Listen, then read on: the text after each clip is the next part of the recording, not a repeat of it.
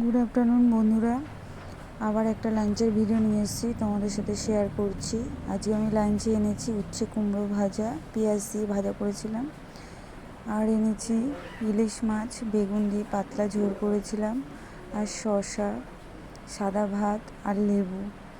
এখন আমি উচ্ছে কুমড়ো ভাজা দিয়ে ভাত খাচ্ছি। উচ্ছে কুমড়ো পেঁয়াজ দিয়ে এইভাবে ভাজলে ভালোই লাগে খেতে। কার কার ভালো লাগে এভাবে খেতে সবাই একটু কমেন্ট করো।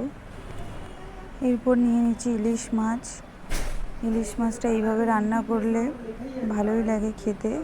আমার মার তো ভীষণ প্রিয় ইলিশ মাছ, সবসময় বলে ইলিশ মাছ নিয়ে ইলিশ মাছ নিয়ে, তাই মার জন্য ইলিশ মাছটা বেশি হয়। এখন আমি লেবু দিয়ে ইলিশ মাছ দিয়ে ভাত খাবো। তোমাদের কার কার পছন্দ ইলিশ মাছ? প্রায় সবাই ভালোবাসে ইলিশ মাছ দিয়ে খেতে।